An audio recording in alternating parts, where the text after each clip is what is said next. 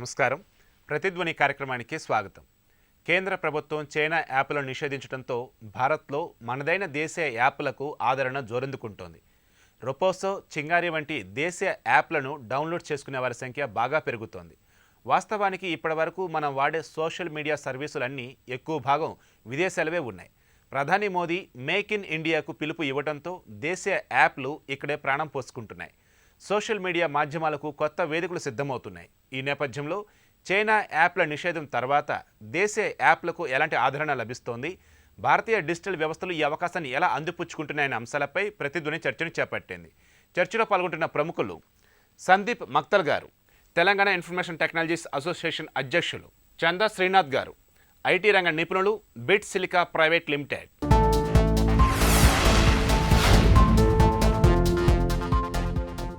చర్చలో మనతో పాటు పాల్గొనడానికి భరణి గారు సిద్ధంగా ఉన్నారు. భరణి గారు నమస్తే అండి.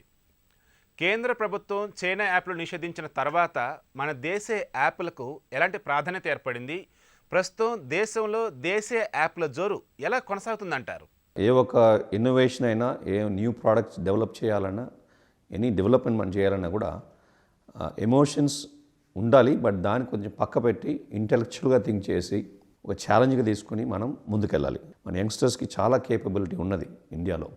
ఇప్పుడు మీరు చూస్తుంటే ఒక కంపెనీ క్యామ్ స్కానర్, ఒక కంపెనీ, అది చైనా కంపెనీ, అది దానికి ఒక రీప్లేస్మెంట్ కావాలంటే చాలా ఈజీ అండి. It's not very difficult at all. మనం చాలా ఈజీగా చేయవచ్చు. ఫర్ ఎగ్జాంపుల్ ఐఐటి గ్రాడ్యుయేట్స్ ఒక ఐఎస్బిలో కూడా చదివారు.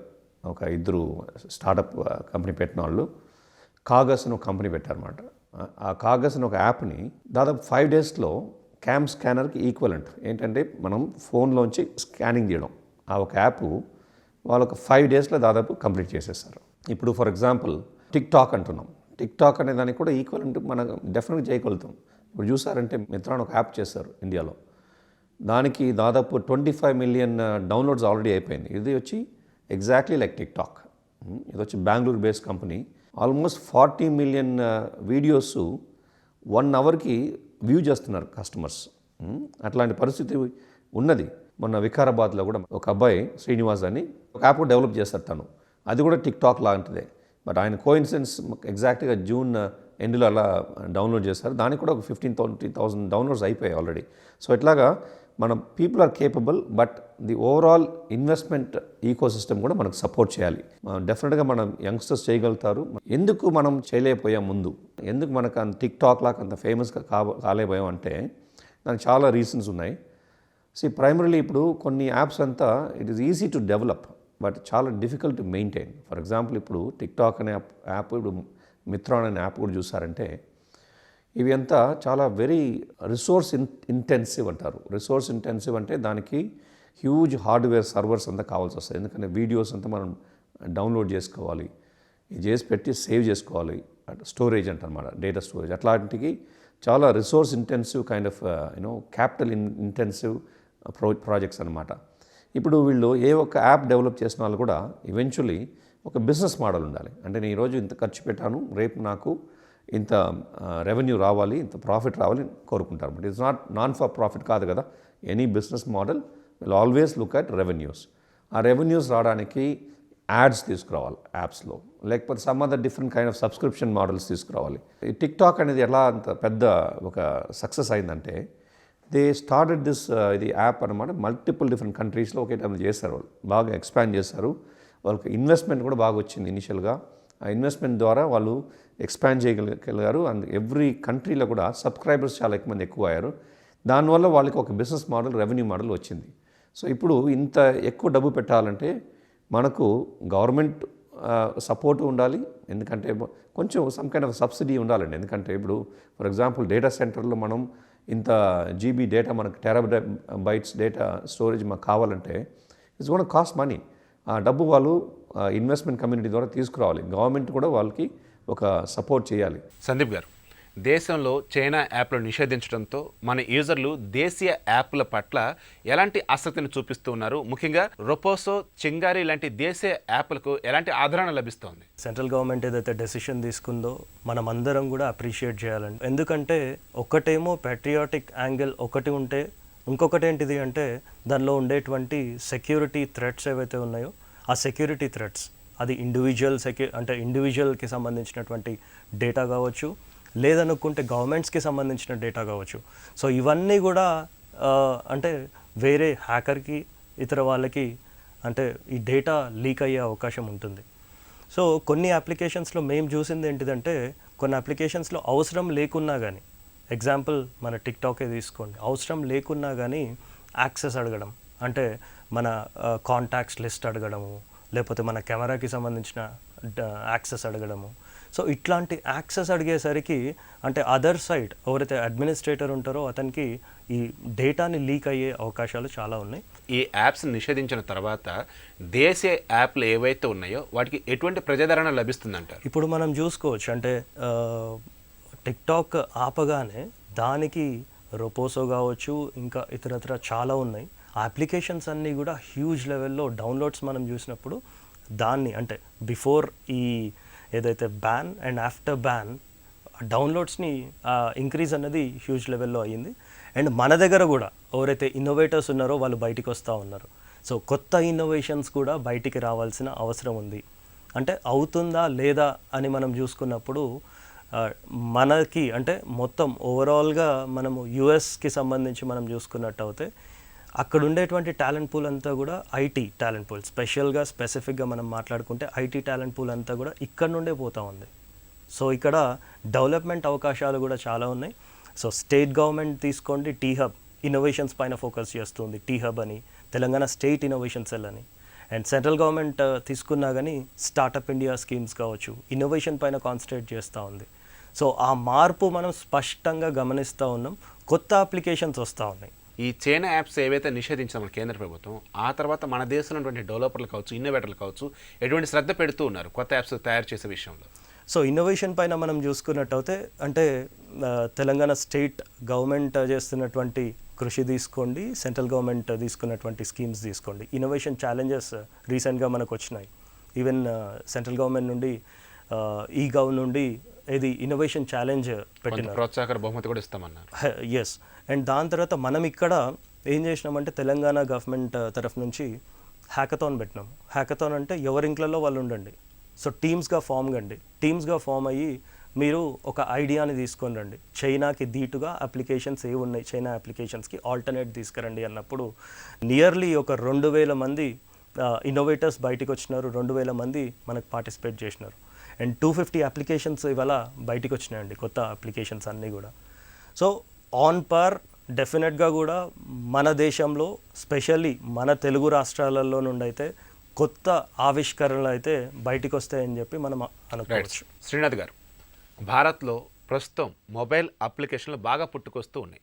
దేశీయ డిజిటల్ అంకురాలు ఈ అవకాశాన్ని ఎలా ఉపయోగించుకోబోతున్నాయి? ఈరోజు భారతదేశంలో దగ్గర 50 కోట్ల మంది ఇంటర్నెట్కి అందుబాటులో ఉన్నారు. అంటే ఇంకా సగం పైన జనాభా ఇంటర్నెట్కి అందుబాటులో లేదు. ఇదే ఒక పెద్ద ఎంత ఆపర్చునిటీ ఉంది మన మార్కెట్లోనే చూపిస్తుంది. ఇక్కడ మనం తెలుసుకోవాల్సింది ఏంటంటే అసలు చైనా ఈ స్థాయికి ఎలా వచ్చింది, చైనా ఇంత స్థాయిలో అప్లికేషన్స్ని ఇంటర్నెట్ని ఎలా డెవలప్ చేసుకోగలిగింది. మొదటిగా వాళ్ళు ఏం చేశారంటే 2006-7 సంవత్సరంలోనే చైనీస్ ప్రభుత్వం ఒక వైట్ పేపర్ని విడుదల చేసిందండి. దాని టార్గెట్ ఏంటంటే China has to become a great power in internet space. అంటే ఇంటర్నెట్కి సంబంధించి అదొక గ్లోబల్ పవర్ అవ్వాలని ఒక నిశ్చయం పెట్టుకుంది. దాని తర్వాత దానికి అనుగుణంగా ఎన్నో రకమైన మ్యానుఫ్యాక్చరింగ్ పాలసీలు, సర్వీస్ పాలసీలు తీసుకొచ్చిందండి. ఉదాహరణకు మీరు వినే ఉంటారు షెంజన్ మ్యానుఫ్యాక్చరింగ్ జోన్ అని. అది ఒక పెద్ద ఇండస్ట్రియల్ కాంప్లెక్స్ అండి. వాళ్ళు అక్కడ అవలంబించే విధానం ఏమిటంటే quick to enter the market, quick to fix the problems. మనం ఎన్నోసార్లు మన భారతదేశం గురించి మాట్లాడుకునేటప్పుడు వినుంటాం ఈజ్ ఆఫ్ డూయింగ్ బిజినెస్ అని. అంటే మనకు కావాల్సిన పర్మిషన్లు, ఎలక్ట్రిసిటీ కనెక్షన్లు, కన్స్ట్రక్షన్ పర్మిషన్లు, ఇటువంటివన్నీ మనకు చాలా సమయంతో కూడుకున్నవి.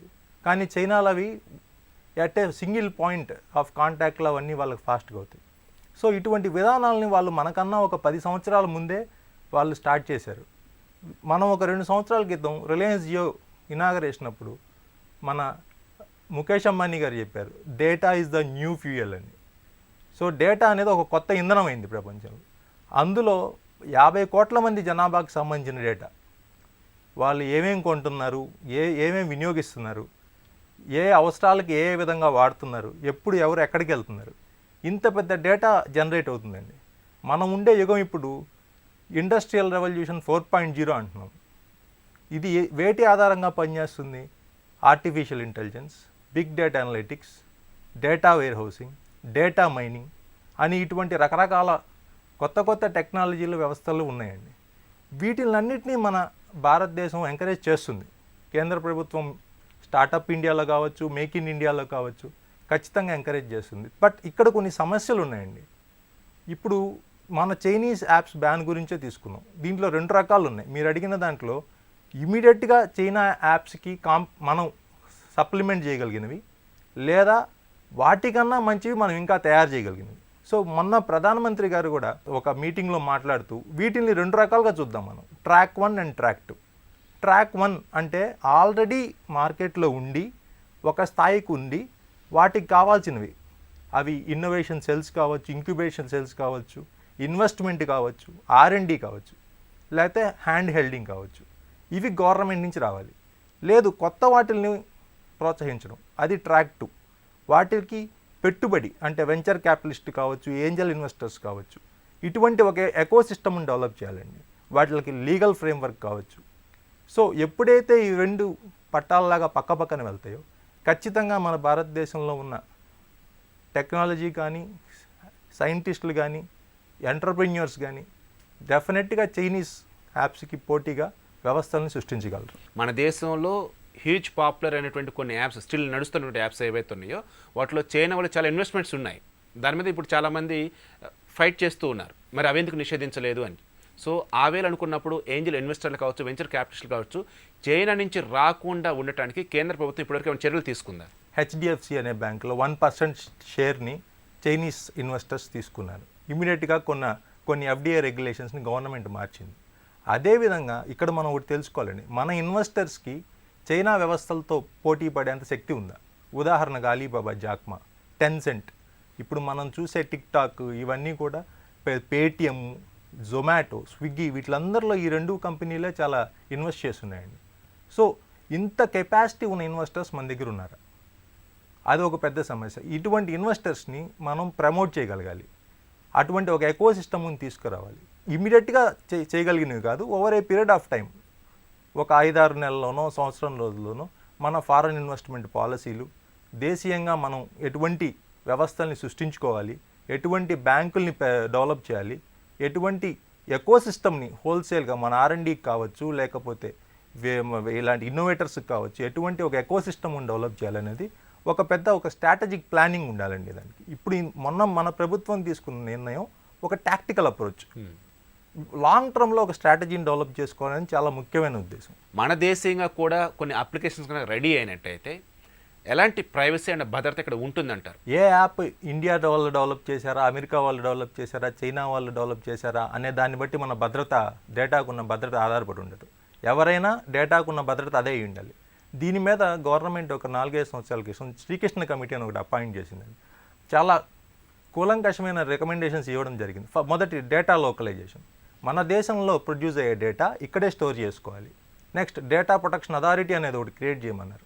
తర్వాత మన ఐటీ సైబర్ స్పేస్కి సంబంధించిన చట్టాలు ఏవైతే ఉన్నాయో, ఐటీ యాక్ట్ 2000 కావచ్చు, 2000 సంవత్సరంలో వచ్చింది కావచ్చు, కాపీరైట్స్ యాక్ట్ కావచ్చు, వీళ్ళ ఇంకా రూల్స్ ఏమన్నా కావచ్చు, వీటిలన్నిటినీ చిన్న లూప్ హోల్స్ ఏమన్నా ఉంటే ఎలిమినేట్ చేసి ఒక బలమైన చట్ట వ్యవస్థను కూడా తీసుకురావాలండి. ఉదాహరణకి డేటా లోకలైజేషన్ అని తీసుకుందాం.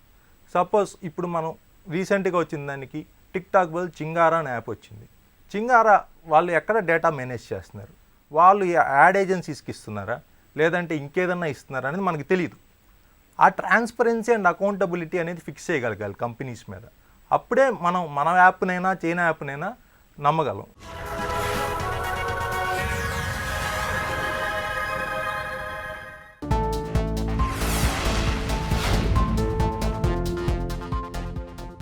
భరణి గారు, ప్రధాని మోదీ ఇచ్చిన మేక్ ఇన్ ఇండియా పిలుపును భారతీయ డిజిటల్ సంస్థలు ఏ విధంగా అందిపుచ్చుకోవాలి? ఆ దిశగా ఇప్పటికే దేశంలో ఎలాంటి అడుగులు పడ్డాయంటారు? ఇండియా వచ్చి మోర్ ఒక బ్యాక్ అండ్ సర్వీస్ ఆర్గనైజేషన్ కాకుండా మనము ఒక కొత్త ప్రోడక్ట్స్ మనం డెవలప్ చేయాలి. ఇప్పుడు గూగుల్ అని టెక్నాలజీ ప్రోడక్ట్ గూగుల్ ఉంది. ఆ తర్వాత బ్రౌజర్స్ ఉన్నాయి. So different types of products, Microsoft products ఉన్నాయి. ఇప్పుడు జూమ్ అంటున్నాం, జూమ్ కూడా ఒక చైనీస్ కంపెనీ అంటున్నారు, కానీ అది అమెరికాలో ఎస్టాబ్లిష్ చేస్తారని చెప్తున్నారు. దాని టెక్నాలజీ ఆఫీస్ కూడా ఒక ఇండియనే అని చెప్తున్నారు. ఇట్లా మనకు మంచి ఈకోసిస్టమ్ ఇక్కడ క్రియేట్ చేయాలని చెప్పి సెంట్రల్ గవర్నమెంట్ కానీ స్టేట్ గవర్నమెంట్ కానీ చాలా రెస్పాన్సిబిలిటీ తీసుకుని మంచి పాలసీస్ తీసుకురావడం కూడా జరుగుతుంది. ఇట్లాంటి పరిస్థితుల్లో మనకి ఇన్వెస్ట్మెంట్స్ కూడా, ఫర్ ఎగ్జాంపుల్ సెంట్రల్ గవర్నమెంట్ కూడా ఏం చేస్తారంటే స్టార్టప్ ఇండియా అని చెప్పి ఒక క్యాపిటల్ ఫండ్ కూడా క్రియేట్ చేశారు. అందులో భాగంగా $3.5 బిలియన్ వాళ్ళు ఒక కార్పస్ ఫండ్ కూడా క్రియేట్ చేశారు, స్టార్టప్ కంపెనీస్ బాగా డెవలప్ చేయాలని చెప్పి. ఇట్లా చేసినప్పుడు దాంట్లో కూడా చూసారంటే ఇన్సెంటివ్స్ స్టార్టప్ కంపెనీస్కి దాదాపు ఒక 3 years వరకు ఇన్కమ్ ట్యాక్స్ లేదు, వాళ్ళకి వచ్చిన ప్రాఫిట్స్లో ఇన్కమ్ ట్యాక్స్ లేవు. అందులో investment, any venture capital companies investment చేస్తారు కదండి, అలాంటి వాళ్ళు స్టార్టప్స్లో మనం ఇన్వెస్ట్ చేస్తే దాంట్లో వచ్చిన క్యాపిటల్ గెయిన్స్ మీద కూడా ట్యాక్స్ లేదని చెప్పి గవర్నమెంట్ చెప్పడం జరిగింది. అగైన్ దీని ద్వారా ఐటీ ఇండస్ట్రీ కూడా స్పెసిఫిక్గా ఏం చెప్పారంటే సెంట్రల్ గవర్నమెంట్లో ఐమేడ్ అని ఒక ప్రోగ్రామ్ తీసుకొచ్చారు. దాని ద్వారా 10 లక్షలు మొబైల్ యాప్స్ మనం డెవలప్ చేయాలని చెప్పి కూడా ఒక టార్గెట్ పెట్టారు. సో ఇట్లాంటివి చాలా జరుగుతున్నాయి. స్టార్టప్ ఈకోసిస్టమ్ అనేది మనం డెవలప్ చేస్తేనే ఇన్నోవేషన్ క్రియేట్ అవుతుంది. ఇన్నోవేషన్ వచ్చినప్పుడే మనం వచ్చి ఒక ఇంటెలెక్చువల్ ప్రాపర్టీ రైట్స్ అనేది వచ్చి మనం రైట్స్ తీసుకోగలుగుతాం. లేకపోతే మన సర్వీస్లనే ఫోకస్ చేస్తుంటే ఈవెన్చువలీ మనకు ఒక నాలెడ్జ్ క్యాపిటల్ క్రియేట్ చేయలేం. నాలెడ్జ్ క్యాపిటల్ చాలా ఇంపార్టెంట్, ఎందుకంటే అది చేస్తేనే మనకు రేపు ఒక విలువ ఉంటుంది. ఈ కంపెనీస్ కూడా దాని పేరు $1 బిలియన్ కంపెనీస్ అవడానికి కూడా ఛాన్సెస్ ఉన్నాయి. యూనికార్న్ కంపెనీస్ అంటారు వాటిని. అంటే ఈరోజు ఇండియాలో దాదాపు ఒక 4-5 యూనికార్న్ కంపెనీస్ ఉన్నాయన్నమాట. ఇవి ఎట్లా అంటే మరి స్టార్టప్గా స్టార్ట్ చేసి వాళ్ళు తీసుకొచ్చే ఒక ప్రోడక్టు మంచి విలువ ఉంటే బయట దేశాల్లో ఆటోమేటిక్గా దాని వాల్యుయేషన్ పెరుగుతుంది. ఎలా పెరుగుతుంది అంటే ఇన్వెస్ట్మెంట్ బయట నుంచి తీసుకొస్తారు. ఫర్ ఎగ్జాంపుల్ జియో ప్లాట్ఫామ్ చూసుకోండి, ఈ ఒక లాస్ట్ ఒక 2-3 monthsలో వాళ్ళు వాల్యుయేషన్ ఎక్కడో పెరిగిపోయింది. ఎందుకు వచ్చిందంటే వాళ్ళు they had the right platform. ఇప్పుడు బ్రౌజర్ కూడా చూడండి, జియో బ్రౌజర్ తీసుకొస్తున్నారు.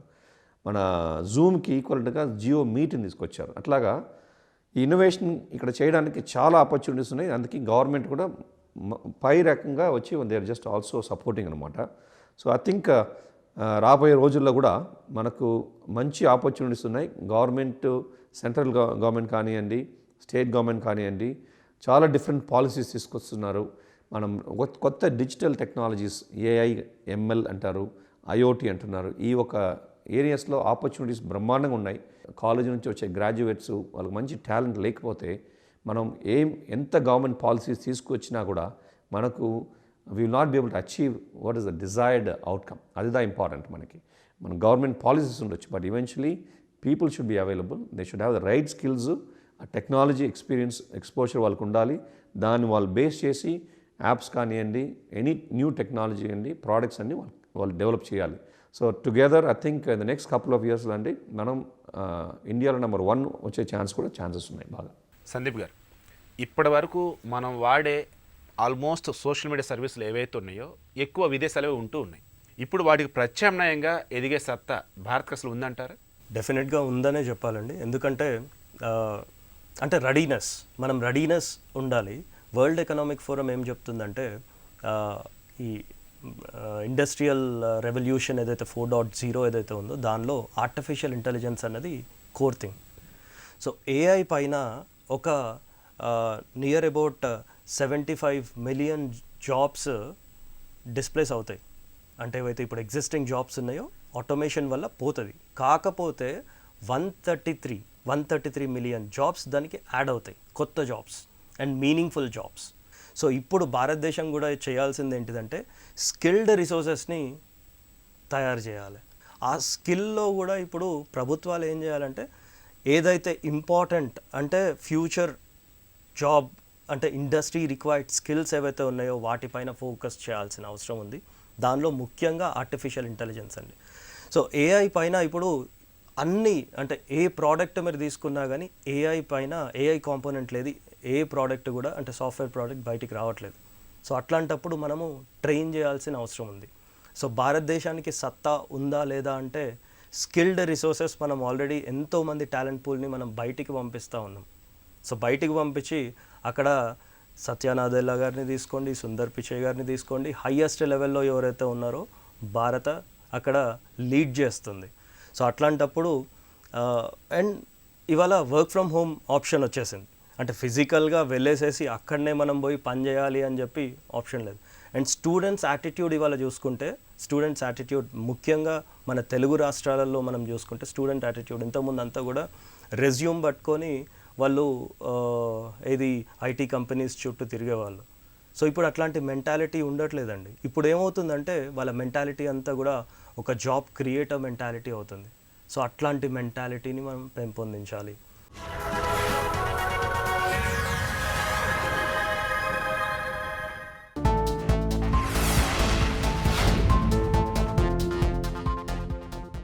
శ్రీనాథ్ గారు, తయారీ రంగంలో స్వావలంబన సాధించాలని మన కేంద్ర ప్రభుత్వం ఆశిస్తోంది. అదేవిధంగా దేశంలో చాలామంది అదే కోరుకుంటున్నారు. ఇలా ముందుకు వెళ్ళాలి అంటే ఖచ్చితంగా సంక్షోభంలో కూడా అవకాశాలను చూసే మనం వాటిని సద్వినియోగం చేసుకుంటూ ముందుకు వెళ్ళాలి. ఇక్కడ కీలకమైనది ఏంటి? డిజిటల్ మార్కెట్లో మనం దేశీయంగా చూసుకుంటూ ఉన్నప్పుడు భవిష్యత్తు ఎలా ఉండబోతోంది? Self Reliance. మన ప్రధానమంత్రి గారు ఆత్మనిర్భర్ భారత్, ఇది ఖచ్చితంగా మనం మేక్ ఇన్ ఇండియాకి కొనసాగింపు అనుకోవచ్చండి. బట్ ఇక్కడ కొన్ని సమస్యలు ఉన్నాయండి. చైనా ఒక మ్యానుఫ్యాక్చరింగ్ శక్తిగా ఎలా ఎదిగింది, అక్కడ అది అటువంటి ఒక పాలసీని, ఒక ఎకో సిస్టమ్ని బలంగా క్రియేట్ చేసి కన్సిస్టెంట్గా ఇంప్లిమెంట్ చేయగలిగింది. ఇప్పుడు 2014లో ఎన్డీఏ ప్రభుత్వం వచ్చిన కొత్తలో ఒక టార్గెట్ పెట్టుకున్నారు. Top 50 ease of doing business ఇండెక్స్లో మన దేశం ఉండాలి. దానికి అనుగుణంగా ఒక్కొక్క అడుగు వేస్తున్నారండి. ఇప్పుడు రీసెంట్గా మనం అనుకుంటున్న ఈ సెల్ఫ్ రిలయన్స్ అనేది దానికి కొనసాగింపు. బట్ దీంట్లో పెద్ద ప్రాబ్లం ఉందండి. మన దేశంలో టాలెంట్ పూల్ చాలా ఉంది, కానీ వాళ్ళ స్కిల్ ఎంత ఉంది, మనకి ప్రొడక్టివిటీ ఎంత ఉంది, ప్లస్ మనం పెట్టే ప్రతి పైసా ఒక యూనిట్ని జనరేట్ చేయాలంటే ఎంత ఖర్చు అవుతుంది, ఐసీఓఆర్ అంటే ఇంక్రిమెంటల్ కాస్ట్ అవుట్పుట్ రేషియో అంటారు. ఇవన్నీ భారతదేశంలో ఎక్కువ ఉన్నాయండి. స్కిల్ అనేది మనకి ఒకసారి నేర్చుకుంటాము, ట్రైనింగ్ ఇస్తే అయిపోతుంది. కానీ ప్రస్తుతం పరిస్థితులు అలా లేదు. మనం ఉన్న స్కిల్ని డీస్కిల్ చేసుకోగలగాలి, కొత్త స్కిల్స్ని అప్ స్కిల్ లేదా రీస్కిల్ చేసుకోగలగాలి. సో ఎప్పుడైతే మన స్కిల్స్ని ఎప్పటికప్పుడు మనం అప్గ్రేడ్ చేసుకుంటూ ఉన్న పరిస్థితులను అనుగుణంగా మార్చుకుంటుంటామో ఖచ్చితంగా మన భారతదేశంలో ఉండే శక్తి ఉండి పోటీ పడగలే సామర్థ్యం ఉన్న వాళ్ళు ఖచ్చితంగా ఎంప్లాయ్మెంట్ జనరేట్ అవ్వచ్చు. ఇంకో పక్కన తీసుకుంటే బ్యాంక్స్ కానీ లేకపోతే ప్రభుత్వాలు కానీ ఇండస్ట్రీ విధానాలండి జస్ట్ ఒక పాయింట్ ఆఫ్ కాంటాక్ట్ పెట్టి 24 అవర్స్లో తెలంగాణలో ఉన్నాయి టీ హబ్, టీ ఐపాస్, అలాంటి రకరకాలు ఉన్నాయి. ఒక సర్టెన్ పీరియడ్ ఆఫ్ టైం తర్వాత మీరు అనుకున్న పర్మిషన్లు కానీ అందకపోతే బై డిఫాల్ట్ అవి పర్మిషన్లు వచ్చినట్టు మనం ఇండస్ట్రీ స్టార్ట్ చేసుకోవచ్చు. అటువంటి విధానాలు ఉన్నప్పుడు ఖచ్చితంగా ఒక బలమైన మ్యానుఫ్యాక్చరింగ్ శక్తిగాను, లేకపోతే సర్వీస్ సెక్టర్లో ఒక బలమైన ఇన్నోవేషన్తో, లేకపోతే మంచి పెద్ద పెద్ద కంపెనీలు రావడం అనేది భారతదేశంలో కూడా సులభంగా జరుగుతుంది. పక్కన వాటిని వెల్కమ్ చేస్తూనే మన సొంత వ్యవస్థల్ని మనం డెవలప్ చేసుకొని మన దేశ భద్రతను, సమగ్రతను, లేకపోతే మన దేశంలో జనరేట్ అయ్యే డేటా యొక్క ఇంపార్టెన్స్ని మనం గుర్తించినప్పుడే మనం సేఫ్గా ఉండగలం. కేంద్రం చైనా యాప్లో నిషేధించడంతో యూజర్లు దేశీయ యాప్ల వైపు మల్లుతున్నారు. సోషల్ మీడియా మాధ్యమాలకు దేశీయ ప్రత్యామ్నాయాల కోసం వెతుకుతున్నారు. ఈ అవకాశాన్ని అందుకునే క్రమంలో భారత్ డిజిటల్ మార్కెట్ శరవేగంగా పుంజుకుంటోందని నిపుణులు అంటున్నారు. ఇది నేటి ప్రతిధ్వని. నమస్కారం.